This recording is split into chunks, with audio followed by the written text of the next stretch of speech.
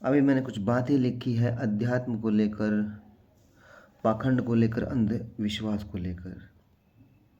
अध्यात्म इसलिए नहीं होता है कि जीवन में कुछ मूलभूत सुविधाएं प्राप्त कर ली जाए, जैसे कि भगवान से कोई इच्छा हो मांग ली, या हमने घर में हवन करा ली, कीर्तन करा ली, या हमने नमाज पढ़ ली, मस्जिद चले गए, मंदिर चले गए, या हम किसी तीर्थ स्थल पर घुमाए। अध्यात्म जीवन में सच्चाई लेकर आता है। अध्यात्म पाखंड का, अंधविश्वास का, गलत मान्यताओं का, अवधारणाओं का घोर विरोधी है। अध्यात्म हिंसा के विरुद्ध खड़ा होता है, और जो हिंसा करता है अध्यात्म उसके प्रति हिंसक होने का भी पक्षधर है। जो व्यक्ति हिंसा करता है, मानवता को, पशु पक्षियों को पीड़ा देता है, उनका शोषण करता है, ऐसे व्यक्ति के विरोध में खड़ा होता है अध्यात्म। उसके खिलाफ युद्ध की घोषणा करता है अध्यात्म, और यही अध्यात्म है। जो अध्यात्म की, सत्य की राह चुनेगा, उसके खिलाफ उसके अपने ही खड़े हो जाएंगे, उसे मिटाने के लिए, उसका शोषण करने के लिए। उदाहरण के लिए आप महाभारत का युद्ध देख सकते हैं। महाभारत का युद्ध पंचाली के ऊपर नहीं हुआ था, न ही जमीन के टुकड़े को लेकर हुआ था। वह युद्ध धर्म की स्थापना के लिए, सत्य की स्थापना के लिए हुआ था। भगवान श्री कृष्ण पंचाली के लिए या जमीन के टुकड़े के लिए कभी भी युद्ध नहीं होने देते। यह युद्ध ही हुआ इसलिए था ताकि स्वार्थ में, अहंकार में डूबे लोगों के हाथ में सत्ता न आए। यह युद्ध मानवता की भलाई के लिए हुआ था, क्योंकि जो व्यक्ति अपने बड़े भाई की स्त्री को सभा के बीच में निर्वस्त्र कर सकता है, तो वह आम जनता का क्या हाल करेगा।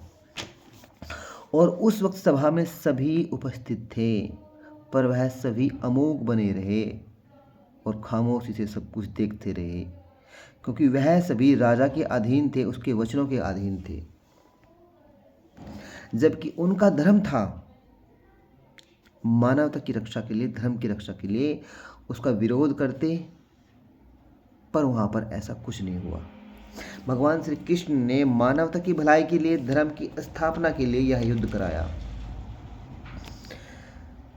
भगवान श्री कृष्ण की गीता इसलिए है ताकि हम गलत को गलत कह सके, उसका विरोध कर सके, पाखंड का, अंधविश्वास का विरोध कर सके, और अपने अधिकारों के प्रति जागरूक हो सके, आलस्य का त्याग कर सके, और ऐसे कार्य ना करें जो पर्यावरण को बिगाड़े या दूसरों के जीवन को तकलीफ से भर दे। भगवान श्री कृष्ण की गीता जीना सिखाती है, प्रेम सिखाती है, सत्य की ओर चलना सिखाती है, और हिंसा के खिलाफ खड़ा होना सिखाती है। अब दूसरा उदाहरण ले लीजिए आप हिरण्यकश्यप का। उसके पाखंड और अंधविश्वास के विरुद्ध उसी का पुत्र खड़ा हो जाता है। अध्यात्म घोर विरोधी है गलत मान्यताओं का, पाखंड का, अंधविश्वास का और घटिया कामों का। हिरण्यकश्यप अहंकारी था, उसे वरदान था कि उसे कोई नहीं मार सकता, पर वह अपने बच्चे के सामने बेबस और लाचार हो जाता है। हजारों प्रयास करता है उसे मिटाने को, पर वह सत्य को नहीं मिटा पाता है। अंततः उसका वध होता है।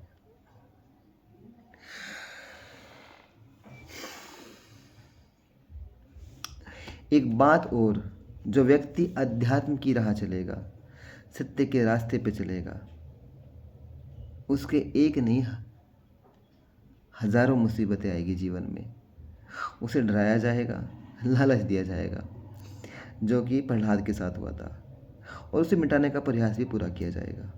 पर वह जो सत्य की राह पर चलने वाला है, वह सत्य को नहीं छोड़ता है, वह धर्म को नहीं छोड़ता है, और न ही कोई लालच उसे तोड़ पाता है। ऐसी व्यर्थ की, बेकार की वस्तुएं उसके हृदय को, उसके मन को नहीं जीत सकती, क्योंकि जो खुशी, जो सच्ची खुशी उसे धर्म से मिलती है, धर्म के रास्ते पर चलने से मिलती है, मानवता की भलाई से मिलती है, वह सारे संसार में बाकी और कहीं नहीं मिलती। धर्म की सत्य की राह चलने वाले को दुनिया ने हमेशा सताया है और उन्हें मिटाने का प्रयास भी पूरा किया है। उदाहरण के लिए मैं बहुत सारे उदाहरण दूंगा जिन लोगों ने गलत सत्ता के खिलाफ अपनी आवाज़ उठाई और मानवता की भलाई के लिए अपने प्राण त्याग दिए।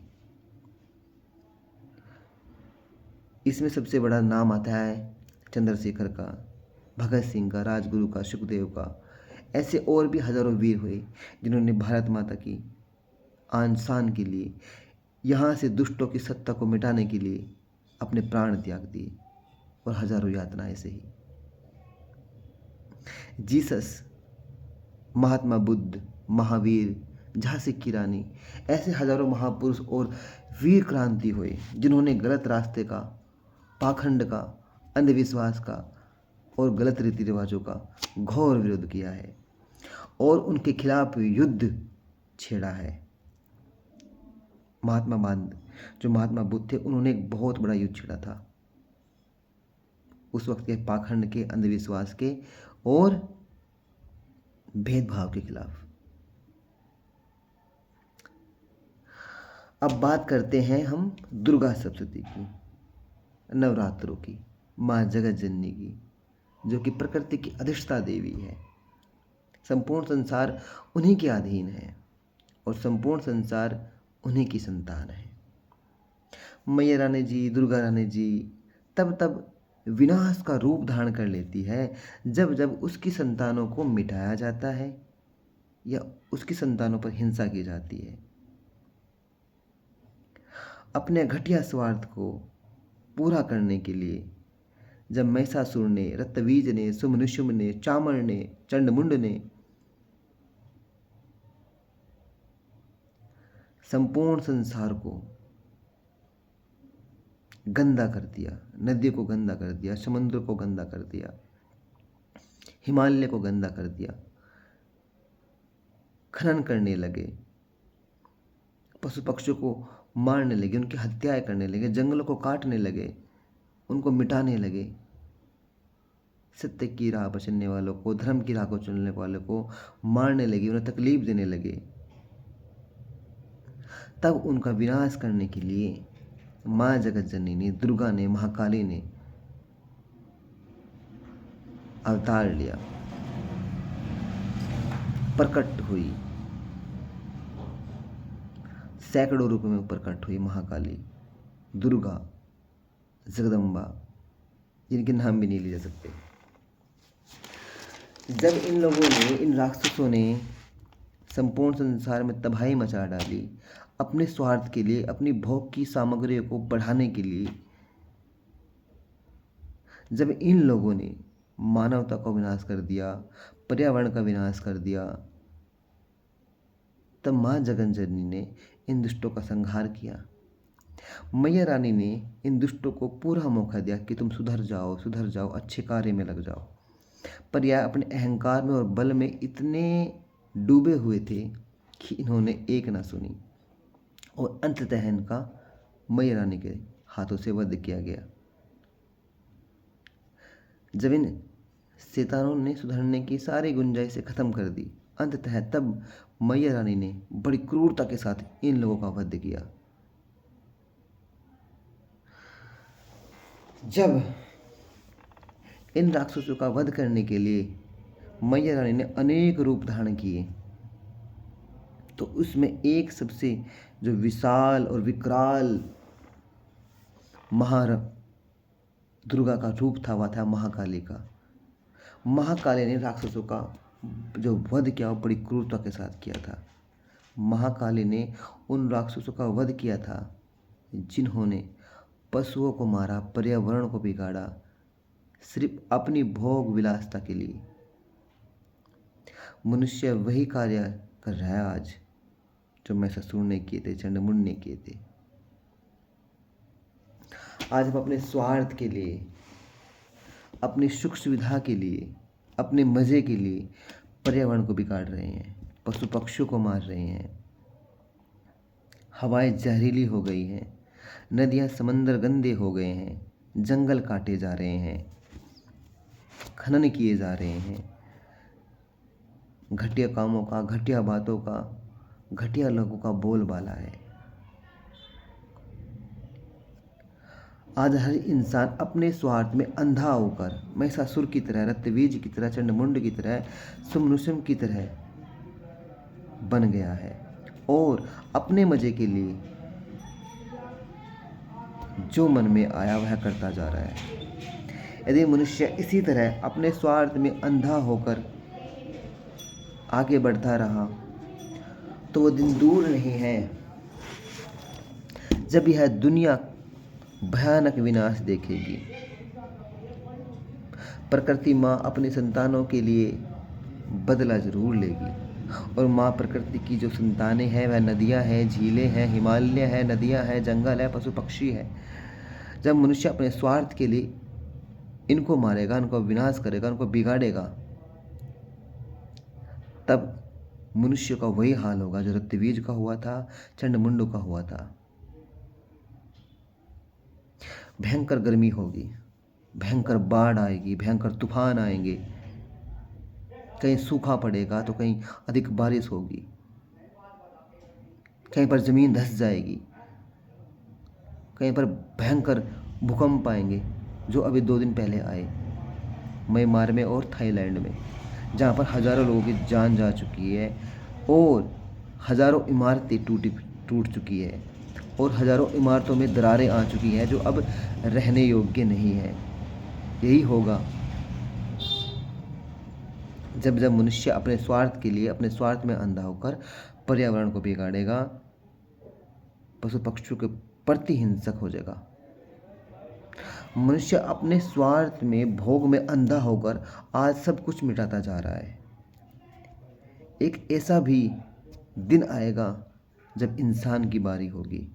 अगर पृथ्वी को बचाना है तो हमें पर्यावरण के प्रति जागरूक होना पड़ेगा, ईमानदारी से चलना होगा, अपने कर्तव्य को निभाना होगा।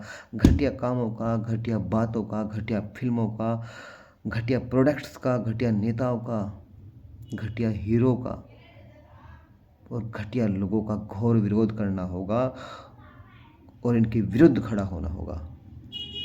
धर्म कभी नहीं सिखाता है किसी की स्वतंत्रता छीनो या अपने स्वार्थ को पूरा करने के लिए दूसरों को दुख दो।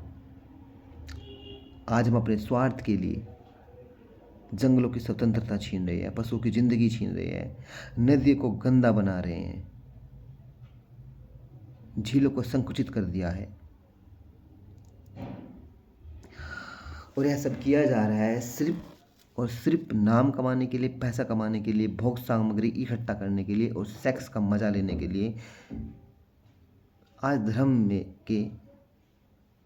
धर्म के प्रेम के भाव में न तो कोई व्यक्ति सुखी है, न कोई परिवार सुखी है, न कोई गांव सुखी है, न कोई शहर सुखी है, न ही कोई देश सुखी है। मनुष्य इतना अंधा हो चुका है, इतना अंधा चुका है कि उसे अपने स्वार्थ के आगे कुछ भी नहीं दिखाई देता है। अपने स्वार्थ को पूरा करने के लिए वह कुछ भी कर सकता है, कोई भी घटिया काम कर सकता है। खुद को शक्तिशाली बनाने के चक्कर में आज हर इंसान, हर देश घटिया से घटिया काम कर रहे हैं ताकि अपने जीवन में कुछ सुख सुविधाएं आ सके, या समाज में हमारा नाम हो सके, या दुनिया में हमारा देश का नाम हो सके। आज सिर्फ पर्यावरण को, इन पशु पक्षियों को इसलिए मिटाया जा रहा है ताकि इंसान अपनी भोग विलास को पूरा कर सके, अपने स्वार्थ को पूरा कर सके। यदि मनुष्य ऐसे ही करता रहा, ऐसे ही बढ़ता रहा, तो वह दिन दूर नहीं जब मनुष्य की बारी आएगी। अभी थाईलैंड की म्यांमार की बारी आई है, कल सबकी आएगी।